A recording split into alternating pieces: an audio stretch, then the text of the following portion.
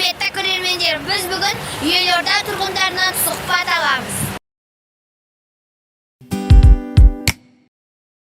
Дәл қазір Нұр-Сұлтан қаласында ауа райы өте тамаша.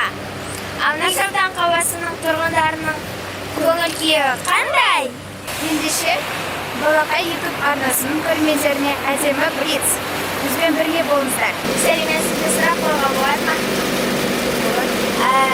Балаңызға сыйлаған ең үлкен сыйлығыңыз қандай? Я ее родила. Сіз кішкентай кезіңізде кім болғыңыз келді? Қазір кім болдыңыз? Әңгімені қашылды. Сәлем. Сәлем. Сен қолың тоңды ма? Иә, тоңды. Дәрігер болғым келді, қазір психолог. Ең алғашқы жұмыс орныңыз қандай болған?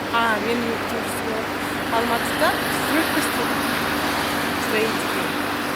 Если у меня деньги есть, мен барлық кезде мен балдарыма вкладываю.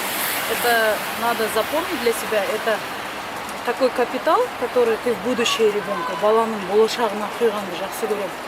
Не просто барып, допустим, бір нәрсе ала салу. Вещи вот эти, сотка, вот такое, это просто зат болып қалады.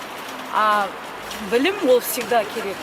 Ол білімді ешкім тартып алмайды. Рахмет. Рахмет сендерге. Біз Нұр-Сұлтан қаласының тұрғындарынан сұхбат алдық жаңа ғана. Және кейбір адамдардан жауап алуға болмайды, себебі олар камерадан қорықты.